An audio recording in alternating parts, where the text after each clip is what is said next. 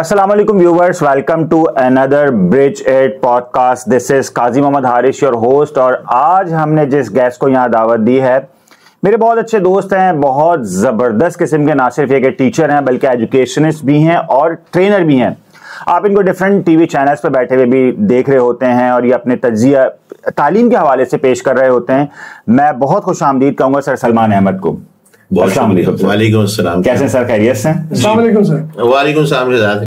मेरे को host sir शहजादा भी मेरे साथ हैं और आप तो जानते ही इनको लेवल्स के कंप्यूटर साइंस के बहुत मशहूर टीचर हैं। सर बहुत बहुत शुक्रिया। Thank you sir.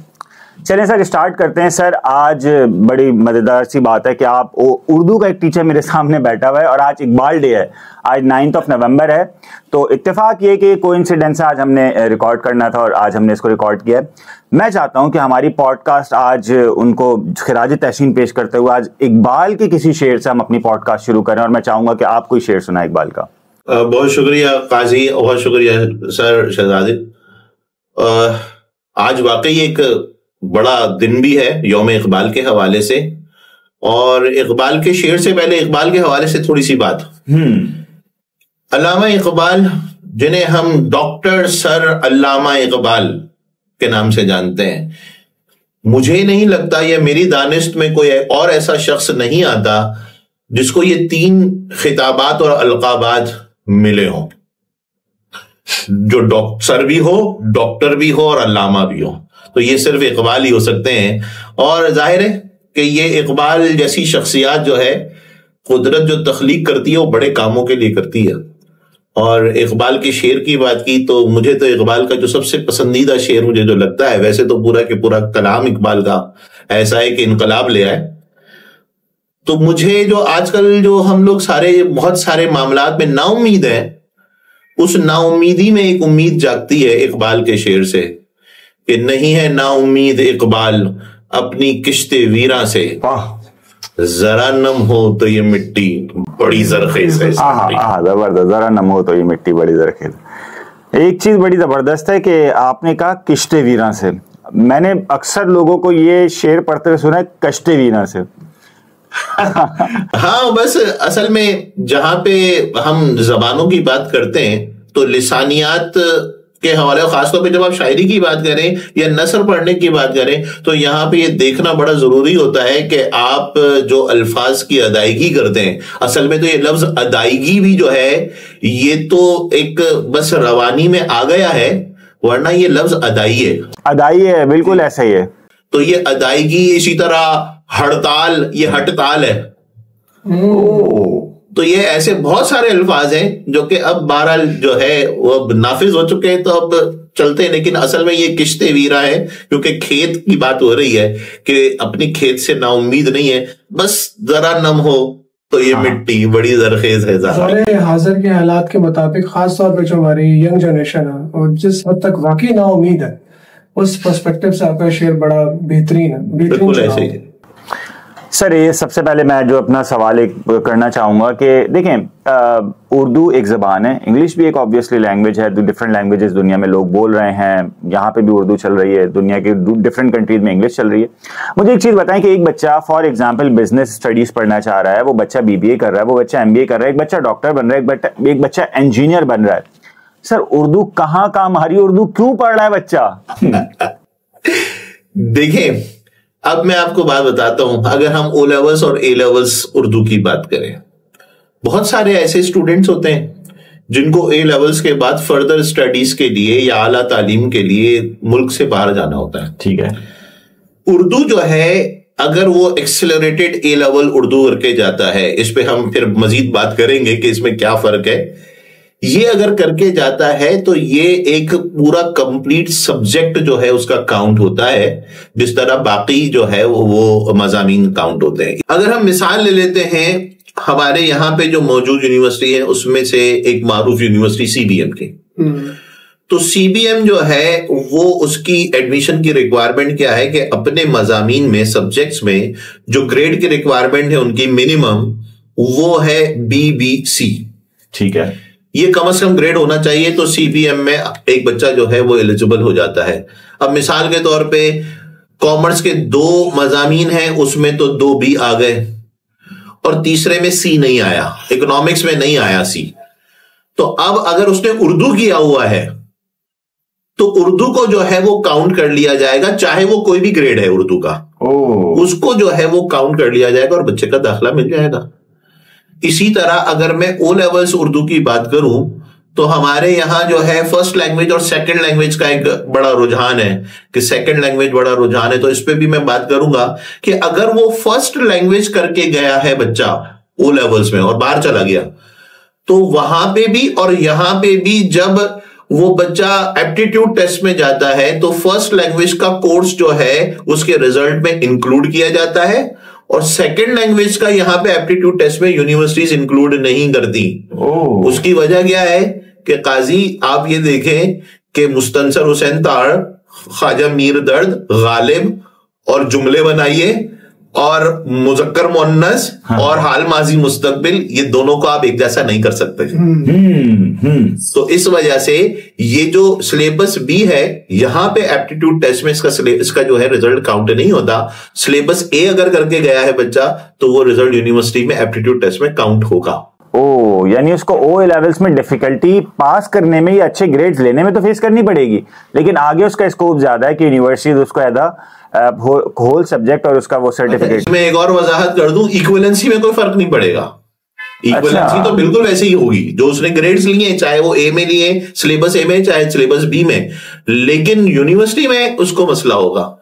इसी तरह जो है अगर हम ए लेवल्स उर्दू की बात करते हैं, अब यहां पे मसला ये होता है कि हम जो ए लेवल्स यहां पे पाकिस्तान में पढ़ाया जाता है उसका कोड है 9686, और ये एक उर्दू ए लेवल एक्सेलरेटेड होता है, यानी कि इसके 3 कंपोनेंट्स होते हैं जो पूरे करने पे ही ए लेवल्स उर्दू माना जाएगा। तीसरा जो उसका कंपोनेंट होता है, ये कंपोनेंट 2, 3 एंड 4 कहलाता है। कंपोनेंट 4 जो होता है वो प्योरली लिटरेचर बेस्ड होता है, उसमें नज़में भी होंगी, उसमें गजलें भी होंगी, उसमें नॉवेल भी होगा, उसमें ड्रामा भी होगा, उसमें अफसाना भी होगा। लेकिन मिसाल के तौर पे ये एक पेपर बच्चा नहीं देता और ये 2 पेपर देता है। अब इसमें जो है थोड़ा सा समझने की बात है, ये हमारे असातिज़ा को भी नहीं मालूम। समझने की बात यह है 9686 कोड के साथ बच्चा अपेयर हुआ और उसने 3 में से 2 पेपर दिए, 1 पेपर नहीं दिया, तो तीसरे पेपर में क्या होना चाहिए? यू होना चाहिए या एक्स आना चाहिए। इसका मतलब उसका उर्दू ए लेवल कंप्लीट नहीं हुआ जी। ठीक है। इसके बरक्स मिसाल के तौर पे एक बच्चा है जिसको जो है बाहर जाना है, और बाहर जो है एक हम जर्मनी की बात कर लें तो वहां पे जाने के लिए एक आपको लैंग्वेज जो है वो इसकी एक जो है वो कंप्लीट करनी होती है रिक्वायरमेंट। तो एक और कोड जो है जिसमें सिर्फ 2 कंपोनेंट होते हैं वो कर लेगा तो वो लैंग्वेज बैरियर क्रॉस कर जाएगा, रिक्वायरमेंट पूरी हो जाएगी। तो ये एक उर्दू असल में तो जो है एक बड़ी मजाक का खेज बात यह है कि जो उर्दू लेने वाला बच्चा है ए लेवल में, उससे अगर पूछे भाई शौक था, उर्दू का शौक है, तो कहते हैं नहीं जी।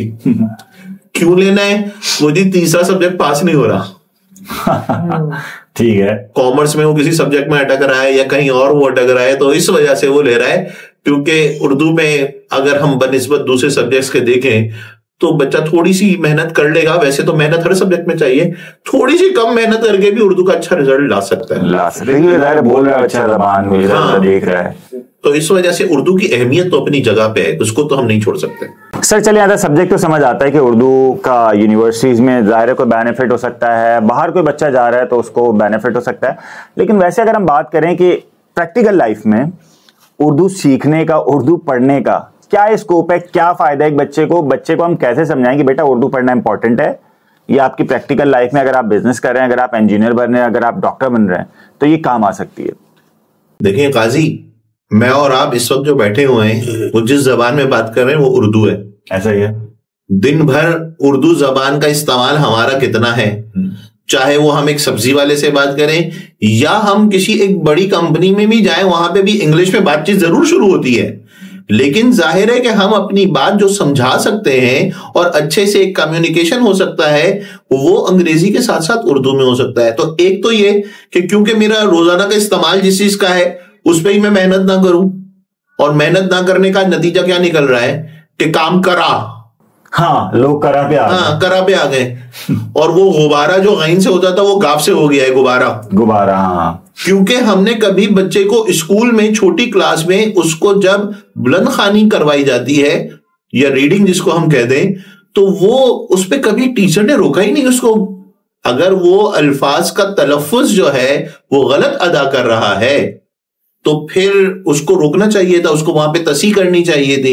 देखें, एक जो लैंग्वेजेस की महारतें ना, उन महारतों में जो चीज शामिल होती है, चाहे दुनिया की कोई भी आप जबान सीख रहे हो, आप सही सुनेंगे तो सही बोलेंगे, आप सही बोलेंगे तो सही लिखेंगे।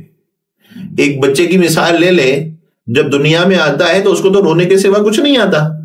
अब वो घर में जो है वो एक तकरार सुनता है अम्मा अब्बा की या डैडी और मम्मी की, तो वो अपने टूटे फूटे लफ्जों से जो वो सुन रहा है वो बोलना शुरू करता है। अब इसी तरह जब वो जाहिर है कि बड़ा हो गया और एक तालिब इल्म बन गया, तो क्योंकि उसको किसी ने रोका नहीं, तो उसके दिमाग ने भी ये इसको जो है महफूज कर लिया कि जो वो गलत बोल रहा है वो ही सही है। तो वो जब लिखेगा तब भी वो ऐसा ही लिखेगा। तो असल में तो एक तो ये है कि हमारी अपनी जबान है, हमें जो है अपनी मादरी जबान आनी चाहिए, कम से कम इतनी तो आनी चाहिए कि जब हम किसी के सामने बात करें बोलें तो कोई हमारा ये कह के तो मजाक ना उड़ाए कि तुम्हें तो ये भी नहीं आता। दूसरे मुल्कों में अपनी जबानों की कितनी अहमियत है कि वो अपनी जबान के अलावा तो बात करना पसंद नहीं करते। बड़े बड़े फोरम्स पे हमने देखा है, यूनाइटेड नेशन के फोरम पे हमने देखा है कि अपनी जबान में बात करते हैं। हाँ, ट्रांसलेटर है, हमें तो उर्दू बोलते हुए शर्म आती है या शर्म महसूस करते हैं हम, सामने वाला पता नहीं क्या सोचेगा। तो ये भी एक बहुत बड़ा जो है उनसे इसमें शामिल है। एक चीज जो मैं महसूस कर रहा हूँ वो ये कि अब जिस गुफ्तार अंदाज में सर बात कर रहे हैं, हाँ। उर्दू की अहमियत का अंदाजा जिसको सर ऑलरेडी मेंशन कर चुके हैं कि आप सिर्फ पढ़े लिखे अंग्रेजी बोल कर नहीं लगेंगे, अगर आप अच्छे तलफ़ुज़ के साथ सही जो है वो अल्फाज के साथ अगर आप उर्दू के अंदर भी बात करें तो उसका अपना एक रोब और दबदबा है। ऐसा ही है, जो कि सीखने से ही आएगा। ऐसा ही है, मजा आता है बात करने में। अगला अगर अच्छी जबान में बात करें, आप अगर अच्छे तरीके से उर्दू बोलें तो सामने वाले को पता पड़ जाएगा कि आप पढ़े लिखे हैं। जरूरी नहीं है उसमें कोई और जबान बोलनी। बिल्कुल सर, उर्दू पे तो चल हमने बहुत सारे हासिल गुफ्तगू कर ली, बहुत डिटेल में डिस्कशन कर ली। अब थोड़ा सा हम जरा ओए लेवल्स के स्टूडेंट्स को ना, हमारे जो स्टूडेंट्स हैं हम उनको थोड़ा जरा एड्रेस करना चाह रहे हैं।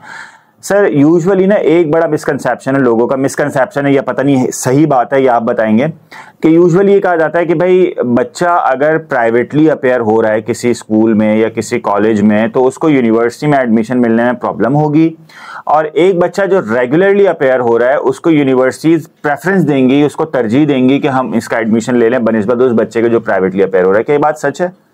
हाँ, ये एक बड़ा अहम सवाल है, क्योंकि जिस तरह महंगाई में इजाफा हो रहा है तो ये वालिदैन के लिए भी एक बड़ी परेशान कुन सूरत हाल है कि ओ लेवल का बच्चा जाहिर है स्कूल जा रहा है तो उसका एक खर्चा तो है ना। एक अगर आप बहुत मोहतात अंदाजा भी लगाएं, और मैं सिर्फ आखिरी की 3 क्लासेस का अंदाजा लगाऊं जिसको हम O1 O2 O3 कहते हैं, तो एक स्कूल की कम से कम फीस कितनी, एक तरीके का स्कूल हो 25,000 रुपए तो फीस होगी है, 20 से 25 कम से कम। 10,000 रुपए उसकी ट्रांसपोर्ट पे खर्चा होता है। ठीक है, उसके बाद वो अपना कोर्स खरीदता है, कम से कम 10,000 रुपए का तो कोर्स है उसका। उसके बाद उसका यूनिफॉर्म है, उसके बाद जो है उसके और स्कूल के जो है अखराजात के वो एनुअल चार्जेस और कोई ये फंक्शन और वो फंक्शन। याद रहे कि एक फेयरवेल में 5-5 हजार रुपए भी लिए जाते हैं। ठीक है, इनको जरा 3 साल से मल्टीप्लाई कर दें तो ये तकरीबन एक मोहतात अंदाजे के मुताबिक 25 से 27 लाख रुपए का एक बच्चा ओ लेवल कर रहा है। और इसमें यह बात भी शामिल है कि स्कूल जाकर सिर्फ बात खत्म नहीं हो रही, आपको एक ट्यूटर भी लगाना पड़ रहा है, बच्चे को कोचिंग भी भेजना पड़ रहा है। ये अखराजात इस 27 लाख रुपए में शामिल है। अब आ जाए प्राइवेट में क्या होगा? प्राइवेट में ये होगा कि स्कूल के अखराजात तो आप माइनस ही कर देंगे ना, फीस तो नहीं जा रही, सही फीस तो नहीं जा रही। अब जो है वो कोचिंग या ट्यूटर, आजकल ऐसे बहुत सारे इदारे हैं जो मॉर्निंग प्रोग्राम प्राइवेट स्टूडेंट्स को करवा रहे हैं, और स्टूडेंट्स जो हैं इसमें भी मजीद बचत क्या हो रही है कि वो इदारे 1.5 साल में 2 साल में आपके बच्चे को ओ लेवल करवा के फारिग कर देते हैं, क्योंकि अब मई जून और अक्टूबर नवंबर की कैद खत्म हो गई। हाँ, स्कूल तो बाउंड कर देता है आपको कि जी मई जून में ही अपेयर होना है, और मई जून में 3 या 4 सब्जेक्ट, और फिर अगले साल मई जून में 4 सब्जेक्ट। तो स्कूल ने तो आपको, आप अगर स्कूल को कहें कि जी ठीक है मई जून में मेरे बच्चे ने 3 सब्जेक्ट कर लिए, अब मैं चाहता हूं कि अक्टूबर नवंबर में उसी साल ही कर लें, स्कूल कहेगा प्राइवेट अपेयर हो जाए। हाँ। हम तो नहीं करवाएंगे, क्योंकि वो टीचर उसी हिसाब से पढ़ा रहा है, वो दायरा उसको अलग, वो दायरा एक टाइम टेबल है, एक निसाब जो भी चल रहा है उस हिसाब से पढ़ा रहा है। अब बात आती है कि जनाब यूनिवर्सिटीज में मैं आपको सबूत के तौर पे एक ईमेल भेज दूंगा, और मैं चाहता हूं कि ये ईमेल जो है जब ये नशरियात जाए तो वो ईमेल का अक्स दिखाया जाए। कैम्ब्रिज की तरफ से ऑफिशियल ईमेल है, और उसमें कैम्ब्रिज कहता है कि हम प्राइवेट और रेगुलर स्टूडेंट को इक्वली ट्रीट करते हैं। हम उसमें कोई डिस्टिंक्शन नहीं रखते, और इसके साथ साथ हमें, वो कैम्ब्रिज कह रहा है, हमें यह भी मालूम है कि पाकिस्तान की बहुत सारी यूनिवर्सिटीज प्राइवेट स्टूडेंट और रेगुलर स्टूडेंट में कोई फर्क नहीं रखती, लेकिन अगर कुछ ऐसी यूनिवर्सिटीज हैं जिन्होंने कोई अपना जो है उसूल बनाया हुआ है कि वो शायद पहले रेगुलर स्टूडेंट को जो है वो दाखिले दें, और बाद में जो है अगर सीटें बच जाएं तो प्राइवेट, तो ये उनका अपना जाती फेल है। कैम्ब्रिज नहीं कहता, यहां तक कि बच्चा दुनिया से, इस पाकिस्तान से जो है कहीं और भी चला जाए, 100 से ज्यादा ममालिक में कैम्ब्रिज का सर्टिफिकेट जो है वो रिकॉग्नाइज किया जाता है, एक्सेप्ट किया जाता है, वो कहीं पे भी दाखिला लेके पढ़ सकता है। ओह, ये बड़ी जबरदस्त। काफी एक हमारी ऑडियंस के लिए, बच्चों के लिए एक लाइफ चेंजिंग जो है वो ये एक कोट होगा। ऐसे बिल्कुल। अब इसमें एक चीज माजरत के साथ एक चीज मैं ऐड कर देता हूं। अब स्कूल क्यों प्राइवेट कैंडिडेट होने पे बच्चों को डिस्करेज करते हैं? 2 वजूहात, और वो काबिल तस्लीम है। एक तो ये कि प्राइवेट बच्चे की रूटीन खराब हो जाती है। सर ये देखा है, ठीक है, ये काबिल तस्लीम बात है। दूसरा, खुदा ना खासा कोई कोविड जैसी सूरत हाल आ जाए, हाँ, स्कूल ने क्या किया था, स्कूल असेस ग्रेड्स, क्योंकि स्कूल के पास वो बच्चा जो है वो मुसलसल पूरे साल पढ़ता हुआ आ रहा है, स्कूल के पास उसका रिकॉर्ड है, स्कूल में बाय मंथली टेस्ट होते हैं, मिड टर्म होते हैं, मॉक्स होते हैं। तो उन्होंने क्या किया था, तो उन्होंने कहा था कि जी आप हमें ग्रेड्स भेज दें, जहां पे उनको शक था। खैर हमने तो उस अपॉर्चुनिटी का भी एक अलग से फायदा उठाया था, स्कूल्स ने दबा के हमने जितने ए स्टार दिए थे उतने तो पाकिस्तान बनने से लेके अब तक इतने ए स्टार नहीं आए, लेकिन जो है वो जाहिर है कि कैम्ब्रिज ने बाद में सबूत मांग लिए थे कि अब कैम्ब्रिज की वो विंडो जो खुली हुई थी वो जो है कैम्ब्रिज ने, वो जाहिर है कि रेगुलर स्टूडेंट को ही हुई थी।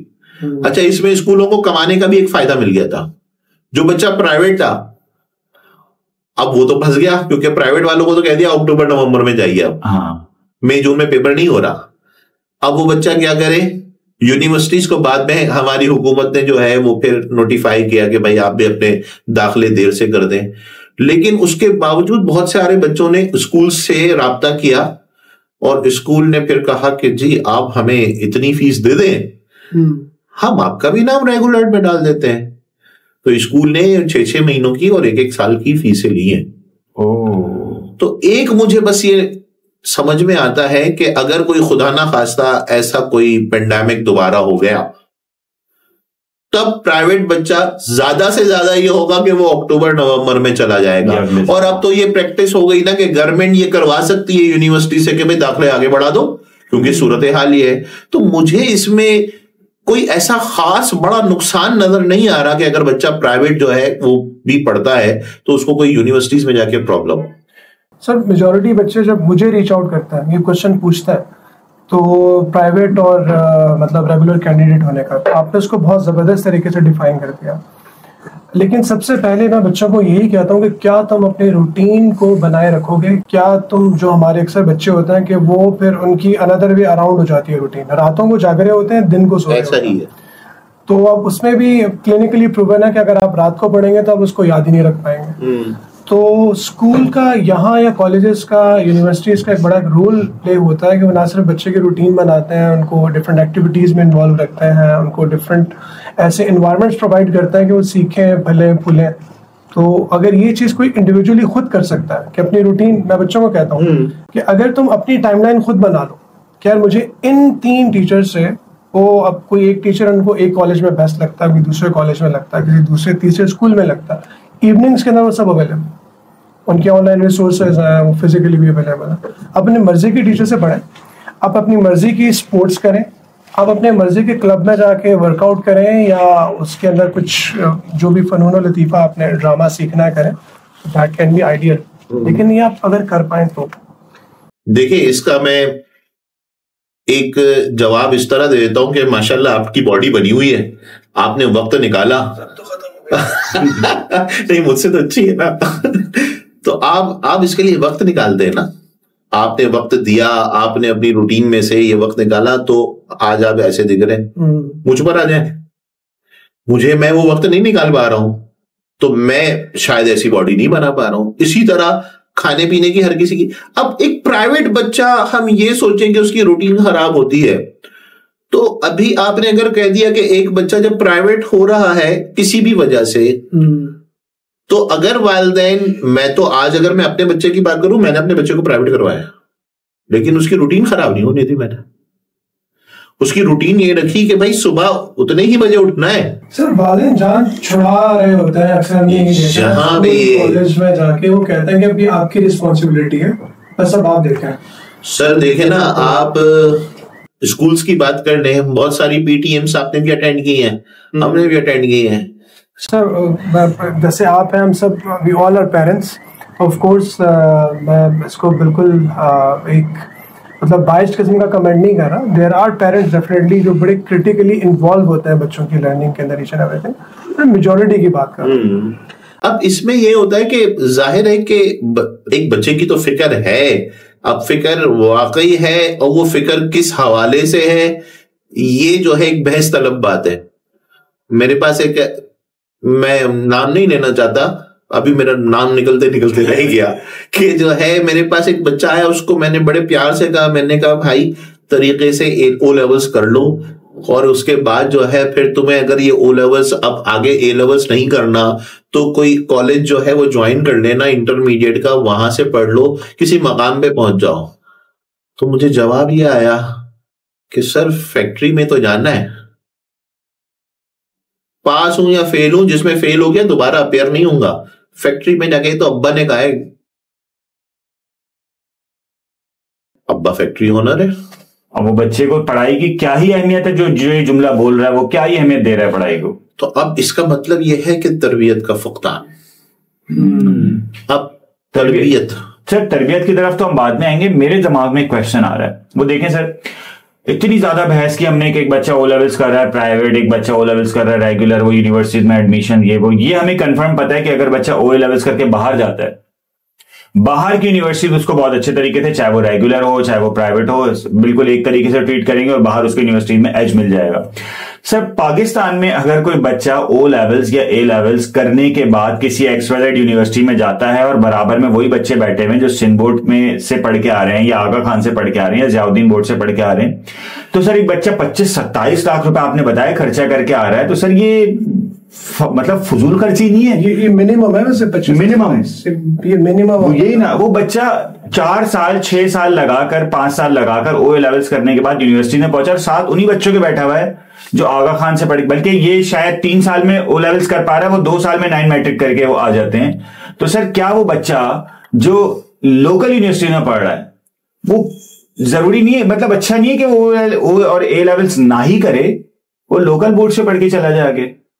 देखें, अगर हम ओ लेवल्स के किसी भी सब्जेक्ट का सिलेबस पढ़ते हैं तो उसमें कुछ ऑब्जेक्टिव्स लिखे हुए हैं। कैम्ब्रिज ये सब्जेक्ट क्यों पढ़ा रहा है, कैम्ब्रिज क्या चाहता है कि बच्चे में ये स्किल्स डेवलप हो जाए, ठीक है, बनिस्बत ये कि हम दूसरे जो लोकल बोर्ड्स की बात करें।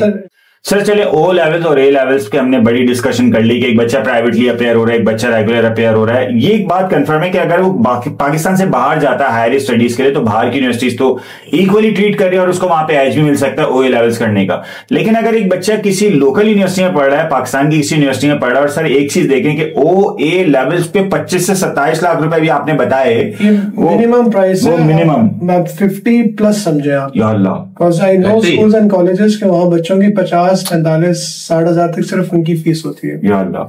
25 से 50 लाख, चले 50 लाख 40-50 लाख वो बच्चा खर्च करके ओ लेवल्स पे, ए लेवल्स पे, वो बच्चा किसी एक्सवाइजेड यूनिवर्सिटी में जा रहा है और देख रहा है कि बराबर में उसके वो बच्चे बैठे हुए हैं जो किसी लोकल बोर्ड से, चाहे सिंध बोर्ड हो, चाहे आगा खान हो, जियाउद्दीन हो, उससे पढ़ के आए हुए हैं और आधे से भी आधा खर्चा उनका हुआ हुआ है। तो ये ऐसा बच्चा ही सोचेगा नहीं मैं तो पैसे ही जाया किए, मुझे तो करना ही नहीं चाहिए था ओ लेवल्स, क्यों इतना खर्चा कर लिया, इससे बेहतर है यूनिवर्सिटी पे ही कर लेता। देखें, इसमें ये बात तो जरूर है कि मैं भी कभी कभार किसी को मशवरा दे देता हूं कि यार अगर कोई बाहर जाने का प्लान है तो ठीक है, आपने कैम्ब्रिज एजुकेशन चूज की, बड़ी अच्छी बात है, लेकिन अगर आपने यहीं पे ही रहना है और यहीं पे ही आगे पढ़ना है तो आप इंटरमीडिएट की तरफ। लेकिन इसका एक दूसरा पहलू भी है, यूनिवर्सिटी में दाखिला होगा उससे पहले एक एप्टीट्यूड टेस्ट होगा। सही है। एप्टीट्यूड टेस्ट करवाने वाले जो इदारे हैं वो जो बच्चों को तैयारी करवा रहे हैं वो तैयारी जो है ए लेवल्स की बुक्स से करवा रहे हैं। आप तो किसी भी मारूफ किसी भी इदारे में चले जाएं जो एप्टीट्यूड के लिए मशहूर है, यहां तक कि उस एप्टीट्यूड का, अगर मैं साइंस सब्जेक्ट्स की बात करूं तो इनमें शायद एक पेपर जो है कैम्ब्रिज का एमसीक्यू स्पेस भी होता है, वो सारी तैयारी जो है वो रेड स्पॉट से करवाई जा रही है। वो उनके पास वो किताबें रखी हुई हैं, वो पास पेपर रखे हुए हैं। तो मसला अब एक ओ लेवल्स करता हुआ बच्चा जब ये अगर इन कॉलेजेस के लिए और यूनिवर्सिटीज के लिए आ रहा है और वो एप्टीट्यूड कर रहा है तो उसके लिए तो पीस ऑफ केक है, क्योंकि वो कर चुका है। एप्टीट्यूड टेस्ट का पैटर्न भी वही है जो आपके कैम्ब्रिज के एग्जाम का पैटर्न है, कमोबेश। तो ये बच्चा तो अपेयर हो ही जाता है, इस बच्चे को मालूम है मैंने अगर ये कर लिया तो मेरे तो आ जाएंगे मार्क्स। अब आ जाए मैट्रिक सिस्टम का बच्चा जिसने इन लोकल बोर्ड्स में से कहीं से भी, आगा खान बोर्ड को मैं थोड़ी देर के लिए साइड पे कर देता हूं क्योंकि मैं उसके लिए एक नरम गोशा रखता हूं।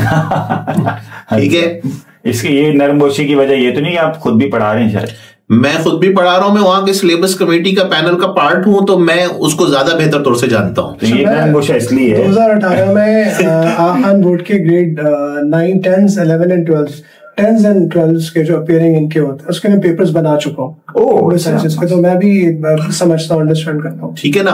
तो अब अगर मैट्रिक सिस्टम का पास हुआ बच्चा एप्टीट्यूड पे जाता है उसकी तो जान निकल जाती है, क्योंकि जहां पे वो जो पढ़ते हुए आया है और जिस पेपर का उसने एग्जाम दिया है वो एक डिफरेंट था। एप्टीट्यूड टेस्ट में उसको एक डिफरेंट तरीके से पढ़ाया जा रहा है और उसका जो टेस्ट हो रहा है वो एक अलग तरीके से हो रहा है। तो वो बच्चा इस वजह से उसको रॉकेट साइंस समझता है कि पता नहीं एप्टीट्यूड टेस्ट चल ही इस वजह से रहा है। जो हाँ इदारे जो खुल गए, आप अगर देखें 40-40, 50-50 हजार रुपए जो है एप्टीट्यूड टेस्ट के लिए जाते हैं बच्चे से। सर लाख 1.5 लाख रुपए लेते हैं जी। तो सर आप नहीं समझते कि जो बच्चा ए लेवल्स कर रहा है, अब यूनिवर्सिटी क्योंकि गेज असेस इस तरह से कर रही है कि ये कैलिबर होगा तो बच्चा आगे वाला हमारा अंडर ग्रेजुएट प्रोग्राम करेगा ना, तो ए लेवल वाला बच्चा ज्यादा इक्विप्ड होता है, वो उस डायरेक्शन में ज्यादा बेहतर पढ़ा हुआ होता है। तो बच्चों को ए लेवल्स इसलिए भी करवाना चाहिए कि ताकि उसकी जो फ्यूचर की पूरी डायरेक्शन है वो उसकी उस तरह से वो तरबियत हुई भी हो। देखिए सर, इसमें फिर ये भी देखा जाएगा ना, पॉपुलेशन का भी तो एक फैक्टर है। कितनी पॉपुलेशन, कितना बच्चा जो है ओ लेवल से ए लेवल्स पे अपेयर होता है और कितना बच्चा जो है मैट्रिक सिस्टम का या इंटरमीडिएट का अपेयर होता है, एक बहुत बड़ा फर्क है इसमें। चले सर हम इसको यूं कंक्लूड कर लेते हैं कि तालीम जो है वो ओ और ए लेवल्स की तर्ज पे उसी कैलिबर की होनी चाहिए लेकिन अफोर्डेबल हो। बिल्कुल, इसीलिए शायद हम अब AKU बोर्ड के लिए थोड़ा नरम गोशा रख रहे हैं क्योंकि इसी चीज की कोशिश कर रहे हैं। बिल्कुल ऐसा ही है, और ये एक कोशिश पिछले अदवार में लोकल बोर्ड्स के लिए की गई थी जिस पे हम बहस कर सकते हैं कि हमें वो पसंद था या नहीं था, जो सिंगल करिकुलम की बातें हुई थी। तो वो एक कोशिश तो जरूर थी, वो इम्प्लीमेंट हुआ नहीं हुआ किस वजह से नहीं हुआ, लेकिन कम से कम एक स्टेप तो आगे बढ़ा। अभी भी मैंने कुछ जो है वो देखा कि इंटरमीडिएट और मैट्रिक सिस्टम के सिलेबस को चेंज किया गया, कुछ चीजें उसमें की गई। अब जैसे एक इस्लाम, क्योंकि मुझे इस्लामियात के हवाले से ज्यादा मालूम है कि उर्दू और इस्लामियात अब ग्रेड 9 में भी जो है मैट्रिक सिस्टम में वो पढ़ाया जा रहा है और उसका एग्जाम भी लिया जा रहा है। ओह अच्छा। पहले तो सिर्फ 10th में होता था कि पाकिस्तान स्टडीज 9th में पेपर लिया जाता था, 10th में उर्दू इस्लामियात लिया जाता था, लेकिन अब ये 9th में भी सारे 8 के 8 सब्जेक्ट पढ़ाए जाते हैं। सिलेबस को रिवाइज किया है लेकिन अभी भी बहुत पीछे हैं। फिर मेरे सब्जेक्ट का तो काजी कंप्यूटर साइंस का तो वही हाल है। अभी भी उनकी आप मैट्रिक की या इंटर की किताबें खोल के देख लें, उसके अंदर अभी भी कोई अपग्रेडेशन नहीं है। जो अपग्रेडेशन करने की कोशिश भी की, अभी भी हम तकरीबन 10 साल पीछे। सर वो आप देखेंगे पहले जो है आपके सब्जेक्ट में सिखाया जा रहा था डिस्क ऑपरेटिंग सिस्टम, और अब कम से कम वो विंडोज 95 पर है। How to install Windows 95। Growth हुई है। प्रोजेक्ट जो था आपको फ्लॉपी डिस्क में सबमिट करवाना। जी जी जी जी बिल्कुल ऐसा। अभी मिलती नहीं है फ्लॉपी डिस्क, आपको ढूंढना पड़ती है। सर नहीं सर ये फैक्ट है, ट्रू है। सर एक और फैक्ट है बड़ा मजे का इनके सब्जेक्ट से रिलेटेड। पहले GW बेसिक का प्रैक्टिकल होता था कोडिंग, और अब जो है उन्होंने तीर मार के C++ पर आ गए। 1975 की लैंग्वेज है। या अल्लाह। तो सर इस पे तो ग्रोथ हुई है। ग्रोथ तो हुई है, लेकिन सर ये अल्लाह माफ करे मजे का केस बात है, और इस पे तो अफसोस, हम तो हंस रहे हैं लेकिन अफसोस करना असल में दरअसल बनता है। सर ये अथॉरिटीज, मैं लिटरली मैं आपको बताऊं, शायद पता नहीं बताने वाली बात है कैमरे पे नहीं है, मैं जब एमफिल कर रहा था तो एक मेरिट बेस्ड स्कॉलरशिप जो है ना वो गवर्नमेंट की आई। मेरिट बेस्ड और नीड बेस्ड स्कॉलरशिप अलग अलग होती हैं। तो वो जो सामने जो लोग इंटरव्यू लेने के लिए आए मेरिट बेस्ड स्कॉलरशिप के लिए, मेरी उस वक्त CGPA 4/4 चल रही थी, तीसरा सेमेस्टर मेरा था। तो वो जो बंदा जो मेरा इंटरव्यू ले रहा था उसको ये नहीं पता था एमफिल होता क्या है। वो बंदा मेरिट बेस्ड स्कॉलरशिप के लिए कैंडिडेट्स का इंटरव्यू लेने आया और उसको ये नहीं पता था कि एमफिल में कितने क्या थीसिस क्या होते हैं, या कौन से सब्जेक्ट्स होते हैं, या कितने आपको कोर्स वर्क करने होते हैं। सर ऐसे लोगों के हाथ में जब हमने एक सिस्टम दिया हुआ है कि वो करिकुलम डिजाइन करें, मुझे तो शायद ऐसा लगता है कि पता नहीं शायद काबिल लोग हैं नहीं इस सिस्टम में, वरना सर ये क्यों हम ये चीजें पढ़ रहे हैं। सर सिस्टम में काबिल लोग तो हैं। आपने तो एमफिल की बहुत बड़ी बात कर दी। मैंने अभी हाल ही आपको 1 महीना भी नहीं हुआ, एक जो है इदारे की तरफ से कुछ लोग आए स्कूल का विजिट करने के लिए, और स्कूल के विजिट में उन्होंने कुछ जो है बच्चों से कुछ सवालात भी किए मुख्तलिफ क्लासेस के। तो एक क्लास में वो जब गए तो उन्होंने पूछा कौन सी क्लास चल रही है, तो कहा ये कॉमर्स की क्लास है। तो उन साहब ने जो है सवाल किया व्हाट इज ए फिजिक्स। ये एक मुझे एक पॉलिटिकल फिगर का भी सिमिलर क्वेश्चन स्कूल में जाकर करना याद आ रहा है, उसकी वीडियो भी ऑन एयर। अच्छा, व्हाट इज ए फिजिक्स। अब आप पहले तो ये सेंटेंस को देखें, व्हाट इज ए फिजिक्स। अच्छा, फिर उनको कहा सर ये जो है वो कॉमर्स की क्लास है और बिजनेस की क्लास होती है। तो कह रहे हैं व्हाट इज ए कॉमर्स। तो उनका सवाल बदल गया। हाँ, ये ग्रोथ हो गई है, ये फौरन उन्होंने कहा। तो मसला ये है कि ऐसा नहीं, आप जैसे काबिल लोग भी तो हैं, और आप लोगों को कोई तलाश करना कोई ऐसा तो नहीं है कि उसके लिए कोई चिराग रगड़ना पड़ेगा तभी आप होंगे। मसला यह है कि सिस्टम ऐसे लोगों को लाना नहीं चाह रहा। सर हम सिर्फ काबिल है, हमारे पास कोई वो वाली रिसोर्स। एग्जैक्टली यही बात है। तो ये एक अलमिया है हमारा, और हमारे जो है वो इस पूरे निजाम का अलमिया है। और मुझे ऐसा लगता है कि अगर कोई जो है अपनी तालीम पे काम ना करे तो इसका मतलब ये कि वो अपनी नीयत जो है वो जाहिर कर रहा है कि इन लोगों को उठने नहीं देना। सर यहाँ पे थोड़ी सी कंट्रोवर्शियल बात है, लेकिन शायद करना बनती है, क्योंकि निजाम की, सिस्टम की और काबिल लोगों की बात हो रही है। मुझे लगता है समटाइम के एक बैरियर है। समझा जाता है कि जो थोड़े हमारे जैसे काबिल लोग हैं थोड़े रेवोल्यूशनरी हैं।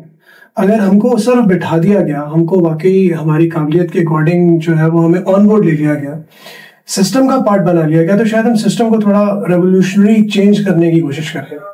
That's the one big reason which I feel personally like कि यार नहीं, आप बहुत ज्यादा काबिल हैं, आप इस लेवल तक काम करें, अगर बहुत शौक हो रहा है तो बाहर चले जाए। हाँ ऐसा भी है, बिल्कुल ऐसा ही होता है। अब देखिए इसमें भी देखा ही जाता है ना, अभी आपने कहा कि आपने एक बोर्ड के लिए पेपर बना एग्जामिनेशन के, उसमें जो है उस ऐसा तो नहीं था कि आपने जो पेपर बना दिया वो हूबहू वही पेपर आ गया। एक कमेटी बैठी होगी, आपके क्वेश्चंस जो हैं उनको देखा गया होगा, उसका जो है आपसे मार्क स्कीम भी मांगी होगी, और इस तरह की बहुत सारी और मामलात करके फिर जो है वो आपका पेपर दिया गया होगा। और जिसपे वो उनको वो सेटिस्फाई नहीं होंगे तो शायद उसको किसी और तरीके से आपको कहा हो कि उसको बदल दें।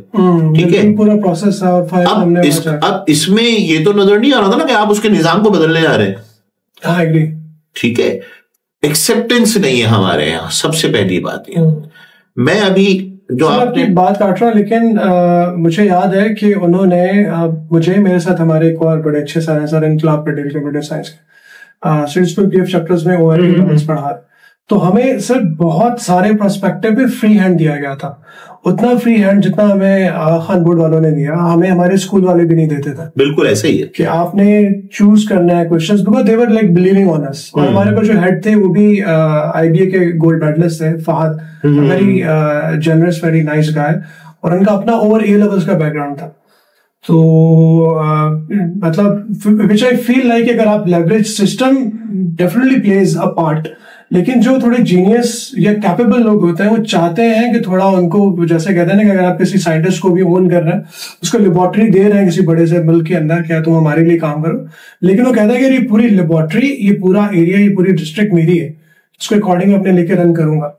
तो सिस्टम के अंदर अगर बहुत ज्यादा उसके लिए आप हर्डल्स खड़े कर देंगे तो परफॉर्म कैसे करेगा सर? इसमें देखें, इसमें तो फिर उस बोर्ड को शाबाशी है ना, जिन्होंने आपको ये लेवरेज दिया, जिन्होंने आपको ये फ्रीडम दी।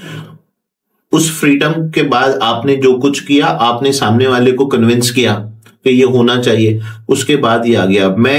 अगर मैं अपनी मिसाल दूं, अभी रिसेंटली आगा खान बोर्ड ने इंटरमीडिएट की इस्लामियात का सिलेबस चेंज किया है, और हमने वहां पे इस्लामियात आगा खान बोर्ड की पढ़ाने के लिए जो पैनल बनाया गया, उसमें सारे मकतबा फिक्र के टीचर्स, उनको बुलाया गया, और हमने वहां पे कंसेंसस किया कि इंटरमीडिएट में एक टॉपिक ऐड होना चाहिए, इस्लामोफोबिया।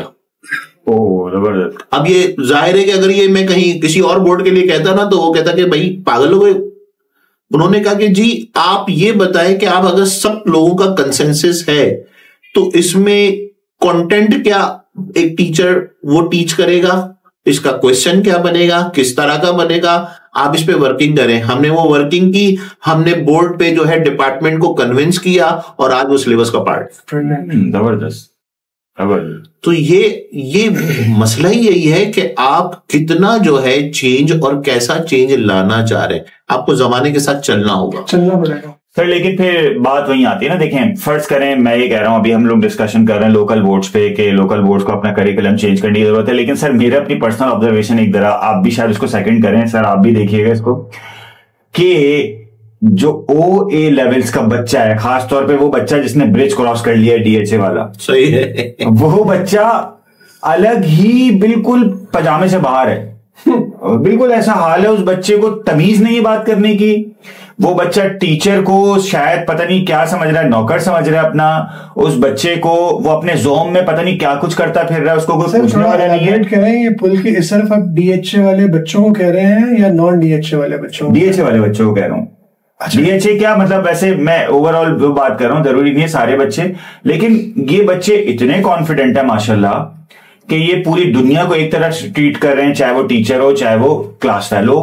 और अगर ब्रिज के उस तरफ जो गुलशन या नॉर्थ वगैरह ये जो एरियाज हैं, ये बच्चे माजरत के साथ, पता नहीं मैंने शायद, मेरी ऑब्जर्वेशन है शायद गलत हो, कि मैंने इन बच्चों को देखा ये ज्यादा रिस्पेक्टफुल हैं इन बच्चों के बनिस्बत, और इस बच्चे को थोड़ा जरा इन चीजों में बेहतर मैंने देखा है। क्या असल में इसमें भी जो है वो दो बातें हैं, और दो बातें ये हैं कि अगर मैं इसको इस तरह कहूं कि आपने तो ये पुल क्रॉस करवा दिया, तो ये बिल्कुल सही बात है आपकी कि एक बच्चे को ये रियलाइज करवाया जाता है कि तुम सुपीरियर हो, तुम जहां पे रह रहे हो और तुम जो तालीम हासिल कर रहे हो, ये जो है, ये देखो, ये सामने वाला बच्चा जो है ये तो वैसा है। अब उसके दिमाग में ये बात आ गई, ठीक है। फिर वो स्कूल में जाके जो माहौल ले रहा है, वो स्कूल का माहौल क्या है कि एक क्लासरूम है जिसमें AC लगा हुआ है, एक टीचर है जो कि आपकी तरह स्मार्ट है, गाड़ी में आ रहा है, और वो फिर टीचर आके बताता भी आज मैंने फला गाड़ी दी। ये हम बाद में इस पे बात करेंगे जब हम तरबियत की बात करेंगे। तो ये बच्चे के जहन में डाला गया, पेरेंट्स की तरफ से डाला गया, हमारे असातिज़ा की तरफ से डाला गया। तो भाई आप जिस बच्चे को पढ़ा रहे हो उसको जब आपने शुरू में ही डाल दिया, तो अब इसके बराबर में जो है किसी और इलाके का, छोटे इलाके का बच्चा बैठा हुआ है, तो ये तो उसको कमतर ही समझेगा ना, क्योंकि ये बच्चा तो रक्षा में आ रहा है, बाइकिया पे आ रहा है, और इसको तो छोड़ने के लिए गाड़ी आ रही है, और साथ में शायद गार्ड भी हो, और वो गार्ड जो है वो स्कूल के बाहर बैठा हुआ भी इंतजार भी कर रहा है। तो वो एक अलग ही, तो एक अलग ही तरीके, और फिर उसको ट्रीट भी किया जा रहा है। ये भी बड़ा इंपॉर्टेंट है, इदारे और असातिज़ा उस बच्चे को ट्रीट कैसा कर रहे हैं। बिल्कुल ऐसा। तो ये तो बच्चे के जहन में बात आएगी। इसमें सिर्फ बच्चे का, मुझे नहीं लगता कि सिर्फ बच्चे का कसूर है, इसमें जो है फिर वालिदैन और असातिज़ा को भी जो है उनसे भी पूछगछ करनी चाहिए। ये उनका भी मामला है कि वो फिर तरबियत जो है वो कैसी हो रही है। सर मेरा जाती यहाँ पे एक्सपीरियंस थोड़ा डिफरेंट है। मेरे ख्याल में ये अब पुल वाला फर्क कैम्ब्रिज OA लेवल्स के अंदर कंपैरेटिवली तकरीबन कम है। क्लास का डिफरेंस पूरे शहर में है। ये कराची की एक यूनिकनेस है कि अगर आप DHA में चले जाएं, PCHS में चले जाएं, क्योंकि मैं वन ऑफ द शायद रेयर टीचर्स हूँ जो हर जगह ही पढ़ा रहा है, डिफरेंस में PCHS में। फिर आप गुलशन जौहर की तरफ चले जाएं, फिर आप नॉर्थ की तरफ चले जाएं, आप मलीर की तरफ चले जाएं, और मलीर और कुरंगी की तरफ, क्योंकि इतने इदारे हैं नहीं। A लेवल्स के कॉलेजेस मुझे नहीं याद पड़ता कि वहाँ पे कोई नामवर इदारे हों। उनको तो अभी हमारे जो कैम्ब्रिज वाले हैं वो गिनती में काउंट नहीं कर रहे होते। सर आइडेंटिटी क्राइसिस बच्चों के अंदर थोड़ा सा जो मुझे फील होता है कि भले वो PCHS हो, गुलशन हो, जौहर हो या डिफेंस हो, अगर बच्चों के अंदर थोड़ा तरबियत के पर्सपेक्टिव से अगर वो आइडेंटिटी क्राइसिस का शिकार है, तो वो जो एक middle class family trying to be an upper class family वाला सीन है, तो वो लोग मुतासिर होते हुए नजर आता है। वो ये ऑब्जर्व करते हैं, हम टीचर्स को भी देखते हैं कि आपने नाइकी के शूज पहने नहीं पहने, आपने जो है वो करेरा वाली घड़ी पहनी है नहीं पहनी, और वो क्वेश्चंस भी करते हैं फोन कौन सा है और गाड़ी कौन सी वाली है। देखिए डिफेंस पे सर, डिफेंस पे to my surprise I have observed के मुझसे ये क्वेश्चंस मुझ कम पूछे गए। या तो बच्चे ऑलरेडी जो थे वो सेटल्ड थे, उनका कंपैरेटिवली पढ़ाई की तरफ रुझान ज्यादा है, साइंस या टेक्नोलॉजी वाले क्वेश्चंस उनके कंपैरेटिवली ज्यादा, और जो हमारे थोड़े मिडिल क्लास या trying to be upper middle class वाले, अपर मिडिल क्लास वाला तो मेरे ख्याल में अब वो कॉन्सेप्ट ही खत्म हो गया, तो उनकी तरफ ये चीज ज्यादा है कि वो इस तरह के सवालात, इस तरह के ऑब्जर्वेशंस आ रहे हैं। ये बात बिल्कुल सही है कि मुझे ऐसा लगता है कि जिस एरिया के बच्चे की आप बात कर रहे हैं कि वहाँ पे वो ऐसी बात नहीं करता या ऐसा नहीं सोचता, मुझे ऐसा लगता है कि क्योंकि वो वेल सेटल्ड है और उसको इन चीज़ों पे फर्क नहीं पड़ता, वो कुछ और आपसे एक्सपेक्ट कर रहा है, वो आपसे पढ़ाई एक्सपेक्ट कर रहा है। और यहाँ पे क्योंकि मिडिल क्लास और लोअर मिडिल क्लास एरियाज की अगर हम बात करें, यहाँ पे जाहिर है कि बच्चा किसी ना किसी हवाले से एहसास कमतरी का शिकार है। वो जब एक बड़ी गाड़ी से टीचर को उतरते हुए देखता है, और वो टीचर जैसे मैंने कहा कि वो खुद भी बताता है कि उसने कौन कौन से रंग के क्या क्या चीजें पहनी हुई हैं, और जो चीजें जो है वो दिखती भी नहीं है पहनी हुई, वो भी कभी कभार बता देता है, और मैचिंग कलर, तो बच्चा उससे इम्प्रेस होता है। और फिर जो है एक ये वाला फैक्टर आता है उसके अंदर कि यार ये, और फिर बच्चा फिर जिस राह पे निकलना शुरू हो जाता है, क्योंकि वो अपने आप को मैच करना चाहता है ब्रिज के इस पार, या अपने टीचर को वो आइडियलाइज कर रहा है क्योंकि टीचर ने करवाया आइडियलाइज, तो वो फिर कुछ और भी करना चाहता है, और इसमें पता नहीं क्या क्या हो जाता है। देखिए आइडेंटिटी क्राइसिस का जिक्र हो गया, तो मेरे ख्याल में जैसे सर काजी कह रहे थे कि हम अपना अगला तरबियत उसकी तरफ, तरबियत क्या, बल्कि मैं तो इसी तरबियत के हवाले से ही ना, मैं असल में ये कह रहा था ना, आपके बच्चे टीचर से इंस्पायर्ड हो जाते हैं, आइडियलाइज करते हैं बच्चे टीचर्स को। क्वेश्चन मेरे ज़हन में आया सर, कुछ जो है वो बच्चे टीचर्स के साथ शादियां भी कर लेते हैं अरे वो अच्छा भाई, ये नहीं सही बात है सर, टीचर और बच्चे का रिश्ता रूहानी बाप, हमने जो सुना है जी ऐसे कि भाई आप तो रूहानी बाप है, ये शादी क्या हो रही है? इतने केसेस हैं कि टीचर जो शादी कर रहा है। इसके दो जवाब हैं। एक तो जवाब ये है कि मैं आपको कहूं कि जनाब, हाँ बिल्कुल आप सही कह रहे हैं, नेक्स्ट क्वेश्चन प्लीज, मैं लेफ्ट कर दूं जैसे सरफराज ने जैसे सरफराज ने किया, हम सुनना चाहेंगे सर इसका जवाब। और दूसरा ये है क्योंकि देखिए तालीम और तरबियत की कैटेगरी में फॉल कर रहा है ना, बिल्कुल। देखिए इसको ऑन अ लाइटर नोट हमने बात कर ली, ऑन अ सीरियस नोट ये कि बच्चों के लिए, स्टूडेंट्स के लिए, अच्छा ये प्रोस्पेक्टिव सिर्फ हम कैम्ब्रिज के अंदर नहीं, हर जगह। और मुझे अपनी कई एग्जांपल्स याद आ रही हैं कि बैक इन द डेज हमारे स्कूल्स एंड कॉलेजेस के टाइम के अंदर भी वी हैव सच इंसिडेंट्स। तो पेरेंट्स के लिए एजुकेशनल इंस्टीट्यूट्स को इसको किस तरह से लेके चलना चाहिए? देखिए अगेन इसमें फिर हम ये कहेंगे कि बात तो सच्ची है मगर बात है रुसवाई। मसला ये है कि एक टीचर को, बच्चा एक आपके सामने बैठा, उसकी एज क्या है, 14, 15, 16, बहुत जल्दी मुतासर होता है सच में बच्चा। अब किसी का जो है वो अंदाजे बयां पसंद आ जाता है, कोई जो है, अगर हम यंग टीचर्स को देखें तो जाहिर है कि वो यंग है, अब उसमें अगर वो टीचिंग स्किल्स हैं, वो इस प्रोफेशन में आ गया है, तो एक वो पर्सनालिटी का करिश्मा हम कह लें तो वो भी है, और बहुत सारे ऐसी चीजें हैं जिससे बच्चा जो है अपने टीचर को आइडियलाइज करता है। और ये अगर हम इस एज के बच्चे को तो देखते ही हैं, हम जो बात कर रहे हैं इस वक्त, अगर हम पीछे भी चले जाएं, एक मॉन्टेसरी का बच्चा, एक ग्रेड 1 का बच्चा, वो क्या घर पे आके अपनी मम्मा को नहीं बताता कि आज टीचर ने ये पहना हुआ था, आज टीचर ने ये कहा, आइडियलाइज वो भी कर रहा है। यहाँ पे मसला ये है कि ये अगेन एक ऐसी बात है कि जिसमें एक बच्चा इस एज पर है और उसके हार्मोनिक चेंजेस की भी बात है, फिर मीडिया की भरमार है, फिर उसके हाथ में सेलफोन के नाम की एक बला है, तो ये सारी चीजें हैं, और फिर वो जो सोच रहा है या सोच रही है, वो फिर अपने टीचर में उसकी अगर झलक देख ले तो उसके लिए तो सब कुछ वो टीचर है। यहाँ पे टीचर का एक रोल बनता है कि टीचर जो है, ये बुरी बात नहीं है भाई, अगर वो शादी कर रहा है तो हलाल तो काम है ना। हाँ, ये तो है। सर इनकरेज कर रहा नहीं कर रहा मैं एक दूसरी जो है वो एक दूसरा नजरिए से आपको बता रहा हूँ, लेकिन आप भाभी तो नहीं है?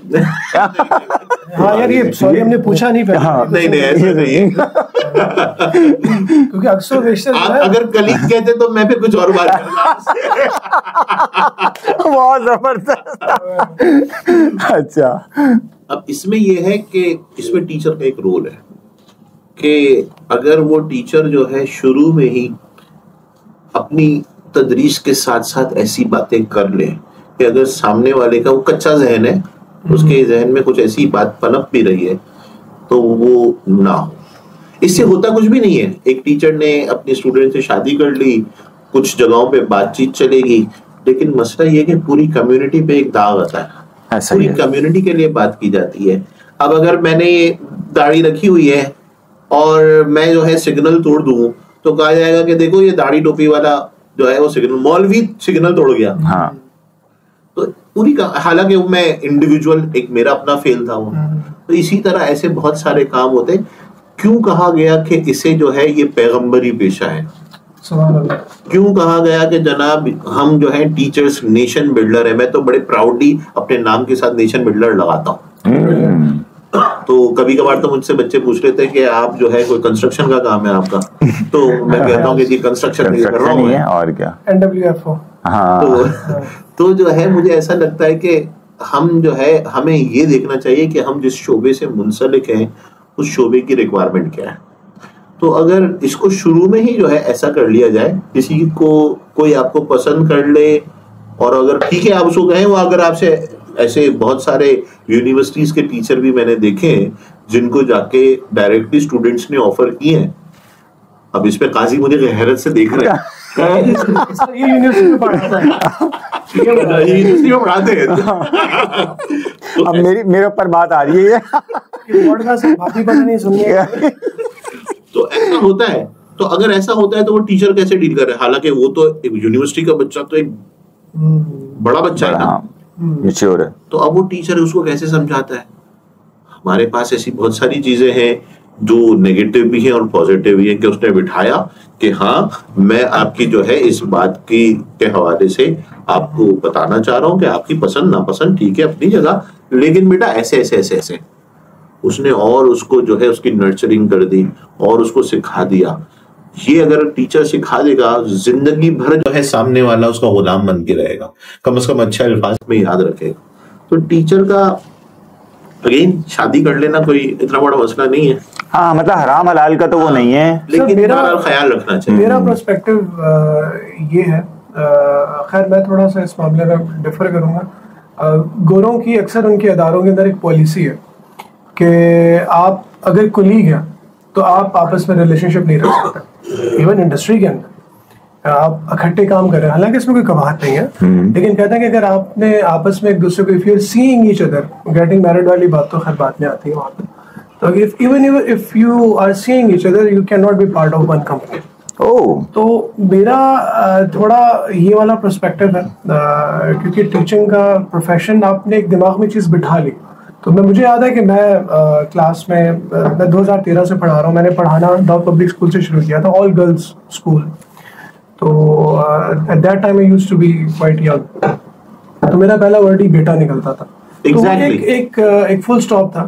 तो लेकिन अब ये है कि बच्चे हों या बच्चियां हों, टीचर को अगर वो इस नज़र से देख रहे हैं, अगर उनका ये पर्सोना, क्रिज्मा, पर्सनैलिटी कोई आपको फॉलो कर रहा है, जो कि बच्चे करते हैं आप, तो उसको बड़े उस एनर्जी को, उस लाइकनेस को बड़े जबरदस्त तरीके से डायरेक्शन दे सकते हो। बिल्कुल। अब वो मैं इसको लेता हूँ एज अ रिस्पॉन्सिबिलिटी के तौर पे। जब मुझे कोई भी स्टूडेंट रीच आउट करके कहता है कि सर आपका the way of teaching I like you, तो मैं समझता हूँ कि बेटा it's not a responsibility on me, क्योंकि you are taking me as a role model. अब मुझे वो सारे एक्ट रिएक्ट आपके सामने अपनी जिंदगी को कैसे गुजारना है कि आप लाइफ टाइम के लिए मुझसे इंस्पायर तो हो, लेकिन आपको सही तरह से आपकी एनर्जी को, आपकी लाइकनेस को चैनल कर सको। सर अब इसमें मुझे एक बड़ा जबरदस्त वाकया याद आ गया है कि आप जब किसी अपने स्टूडेंट के लिए कोई ऐसी आप बात कर देते हैं कि उसको आप एक डायरेक्शन दे देते हैं, तो वो आपको कितना याद रखता है। मैं नाम ले लेता हूँ, तलाल हुसैन चांडियो मेरा एक स्टूडेंट है, और वो इस वक्त एक सियासी पार्टी के एक डिपार्टमेंट का हेड है, और हबीब पब्लिक स्कूल का स्टूडेंट है वो, हबीबियन है। उसको मैंने फेसबुक पे देखा तो मुझे एकदम क्लिक हुआ, तो मैंने जो है उसको एक मैसेंजर पे मैसेज किया कि आप हबीब से पढ़े हो। उसने कहा जी। मैंने कहा मुझे पहचाने? तो उसने कहा कि सर नाम तो आ रहा है सलमान अहमद, आप सर सलमान तो नहीं है जो हबीब में पढ़ाते थे? मैंने कहा जी मैं वो। उसका अगला सवाल था सर नंबर दे।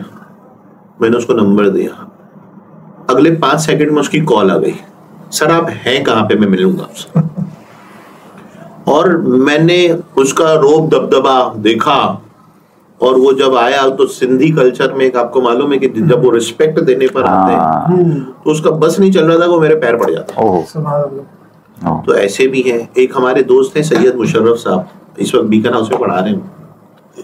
उन्होंने कहा कि मैं एक मरतबा जो है अपना जूता पॉलिश करवा रहा था, और एक गाड़ी आके रुकी, उसमें से एक नौजवान निकला।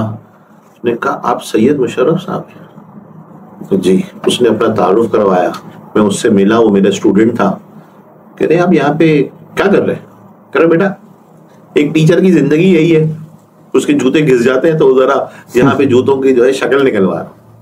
तो कह रहे मैंने वो पॉलिश करवा लिया। कह रहे चल चले सर बैठते हैं कहीं जो है कुछ खाते पीते हैं।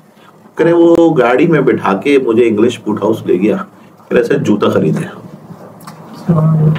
तो वो कह रहे थे कि यार मुझे हैरत हुई, पता नहीं कब पढ़ाया, मुझे तो वो सन भी याद नहीं है उसको मैंने कब पढ़ाया।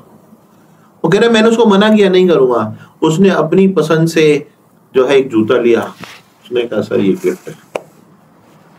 ऐसे भी स्टूडेंट्स होते हैं। अब कहीं ना कहीं तो कोई ना कोई डायरेक्शन दी होगी ना, कहीं ना कहीं तो वो बच्चा पहुंचा होगा। मुझे याद है कि अभी एक बहुत अच्छा सॉफ्टवेयर हाउस है, और मैं अपने स्टूडेंट को देखता हूँ, अतीब नाम है उसका, ह्यूमन टेक के नाम से एक सॉफ्टवेयर हाउस है।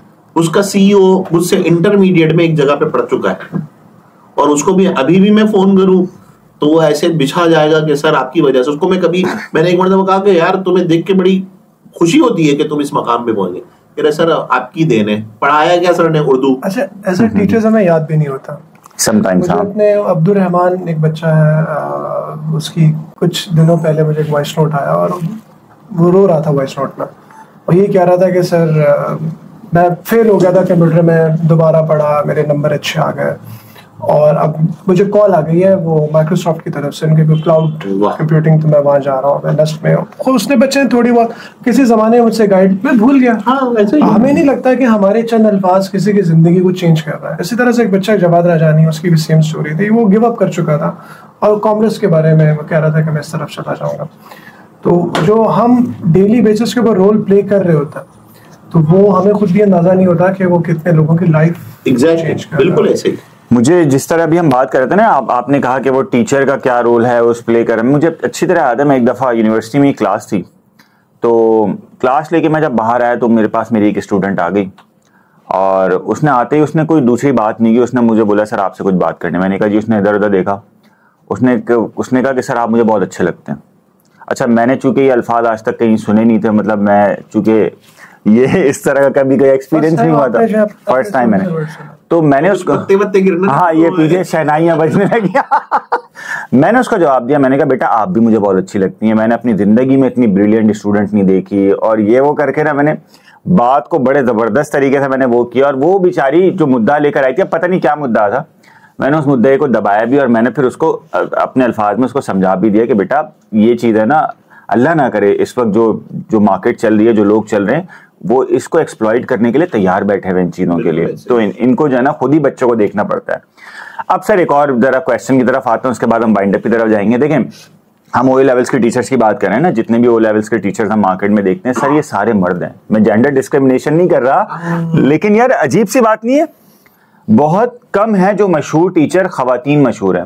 मतलब जाहिर है खवातीन भी अच्छी टीचर होती हैं, बेसिकली आप कह रहे हैं जो मार्केट के अंदर मार्केट टीचर जो बड़े नाम है, ऐसा नहीं है कि खवातीन टीचिंग नहीं कर रही, खवातीन टीचिंग कर रही हैं। और इवन अगर मैं बात करूं ना, छोटे लेवल पे छोटे बच्चों को पढ़ा ही खवातीन रही हैं। माँ मर्दों के बस की बात ही नहीं है पढ़ाना, ज्यादातर खवातीन। बेस आंसर ये है कि लड़कियों की शादी हो जाती है, उनके बच्चे हो जाता है, लेकिन ये भी हो सकता है, लेकिन मेरा सवाल ये है कि चलो शादी हो भी जाती है, शादी से पहले भी बहुत सारे ऐसे टीचर्स इस वक्त ओए लेवल्स के मार्केट में पढ़ा रहे हैं जो मर्द और शादी नहीं हुई भी और बड़े टीचर्स हैं। तो क्या ऐसा है कि मर्द खवातीन के मुकाबले में ज्यादा अच्छे टीचर हैं? देखिए इसमें अगेन वेल लेफ्ट इसमें है ये कि बहुत सारी ऐसी खवातीन, जैसे भी शादी की बात हुई कि जना वो शादी करके फिर शायद वो प्रोफेशन ही छोड़ देती हैं, उसके बावजूद भी ऐसी बहुत सारी खवातीन हैं जो शादी के बाद भी पढ़ा रही हैं और अभी तक पढ़ा रही हैं और अच्छा पढ़ा रही हैं। अच्छा, सोसाइटी का भी एक, अच्छा मैं सॉरी आपको कट इसलिए कर रहा हूँ, मैं फिल्टर आउट इसलिए कर रहा हूँ ताकि आपसे हम वो थोड़ा जो है वो जवाब फिल्टर आउट हो जाए। सर एक पर्सपेक्टिव ये भी है कि जी जो मतलब लड़कियां हैं स्मॉलर ग्रेड्स के बच्चों को बहुत अच्छा कैटर कर लेती हैं, देख लेती हैं, और जो बड़ा कंपैरेटिवली, जैसे क्योंकि हम ओ ए लेवल्स की हायर एजुकेशन की हम बात कर रहे हैं, तो उसके अंदर जरा स्किल, अच्छा यहाँ पे क्योंकि चीज इसको हम बिल्कुल मैं न्यूट्रल होकर बात कर रहा हूँ, I believe you know women supremacy as well, ठीक है, लेकिन द थिंग इज दैट कि यार वो उनका स्किल सेट वो नहीं होता, उनकी डेवलपमेंट वैसे नहीं होती, उनको मौके नहीं दिए जाते, उनको उसी जगह पे अगर लड़का जॉब कर रहा होगा तो उसकी अगर 1.5 लाख सैलरी होगी तो लड़की को 50,000 रुपये निकलेगा। क्या ये फैक्टर्स हैं या आपका कोई इसके अलावा भी आप समझते हैं कि कोई? देखिए ये बात भी है। अब इसमें जैसे मैंने कहा कि ऐसी बहुत सारी खवातीन हैं जो शादीशुदा भी हैं, उनके अपने बच्चे भी हैं और वो एक अच्छी टीचर भी हैं और बड़ी क्लासेस को भी पढ़ा रही हैं, ठीक है, लेकिन बात वो कि क्या मर्द जो है वो एक बेहतर टीचर हैं बनिस्बत खवातीन के? तो मैं इसको फिर यूं कहूंगा कि क्योंकि मर्द जो है वो प्रैक्टिकल लाइफ का बड़ा उसको तजर्बा होता है, हर जगह घुमा हुआ है, 50 लोगों से मिलता है, तो उसके लिए शायद ये ज्यादा आसान हो जाता है किसी भी सब्जेक्ट में, जब वो बच्चे को लेक्चर डिलीवर कर रहा होता है तो उसको रियल लाइफ से कैसे कनेक्ट कर दे। और आज का बच्चा अगर मैं उसको कहूं कि 1930 में ये हुआ था तो कहेगा सर तो 1930 में हुआ था ना, अभी का मुझे बताएं। अगर आज मैं उसको रियल लाइफ से कोई कनेक्ट करके कोई ऐसी बात बताऊं जो कि मेरे टॉपिक में भी है तो वो जो है एक अच्छे से समझ सकता है। मुझे ऐसा लगता है कि थोड़ा सा एक ये वाला एक्सपोजर के जो प्रैक्टिकल लाइफ का जो एक्सपोजर है वो मर्दों को शायद ज्यादा होता है और खवातीन को कम होता है। दूसरा ये कि आपकी बात कि मर्द शायद जो है अगर वो किसी ऑर्गेनाइजेशन में उसको बुलाया जाए तो वो जो अपनी जो सैलरी एक्सपेक्ट करता है उससे शायद आधे पैसों में जो है वो खवातीन आ जाती हैं, क्योंकि अच्छा वो खवातीन 2 बजे स्कूल खत्म होता है तो वो 3:30-4 बजे तक भी बैठी होती है। और जो है अगर मुझे कोई कहे कि जी 11 बजे तक की टाइमिंग है और आप 11:20 तक बैठ जाओ तो मैं तो उसको ऐसी निगाहों से देखूंगा कि पता नहीं मुझे क्या कर दिया उसने। तो मैं तो बल्कि कोशिश करूंगा कि 10:55 में निकलने की करूं और 11:01 पे मेरा कदम जो है उस स्कूल से बाहर हो। तो शायद ये भी वजह। फिर स्किल्स अपडेट होना, देखिए कोविड आया ना तो जिन लोगों ने अपने आप को जमाने के साथ न रखा, हालांकि वो अपने जमाने के मारूफ टीचर थे, लेकिन मैं आज देख रहा हूं कि वो स्ट्रगल कर रहे हैं। तो एक खवातीन में ये वाला भी, क्योंकि उनकी और दीगर मसरूफियात या दीगर जिम्मेदारियां घर से मुतल्लिक होती हैं, बच्चे हैं या शौहर है या वो जॉइंट फैमिली में रहती हैं या और उनके मामलात हैं, तो इस वजह से शायद वो इतना स्किल्स उनमें डेवलप नहीं हो पाती। मैं तो आज तक मुझे मालूम पड़ जाए कि कहीं पे वर्कशॉप हो रही है और टीचिंग से रिलेटेड कोई बात हो रही है तो मैं तो वहां पे पहुंच जाऊं। आज आपने मधु किया तो टीचिंग से रिलेटेड बात थी, तो ठीक है, आज हाजिर हो गए। अगर आप ये किसी खातून को फोन करते, टीचर को, तो उनके लिए मसाइल है ना उनके लिए, तो शायद इस वजह से वो अपने आप को इतना डेवलप भी, इतना अपडेट नहीं कर सकी। जाते जाते ना बस मैंने जो चीज एक ऑब्जर्व की O-levels के टीचर्स में कि सर यूजुअली ना मैंने जो देखा है कि अक्सर टीचर्स सिर्फ कमर्शलाइज हो चुके हैं, वो पैसा कमाने के पीछे जा रहे हैं, तरबियत के पीछे उनका कोई रोल नहीं है। मेरी जो ऑफ द कैमरा आपसे बात हो रही थी उसमें आपने बताया था कि भाई आपने कोई ऐसा सिस्टम लाए हैं, कोई ऐसा एजुकेशनल सिस्टम जिसमें आपने सारी जो आपकी तवज्जो है वो तरबियत पर है। मैं चाह रहा था कि उसको बस आखिर में थोड़ा सा आप डिफाइन करें फिर हम। जी गाजी, IMIS के नाम से, इनोवेटिव मॉडर्न इस्लामिक स्कूल। अच्छा, ये एक अभी हमने जो है बड़ा इस पे रिसर्च किया और टीम ने जो है करिकुलम बनाया।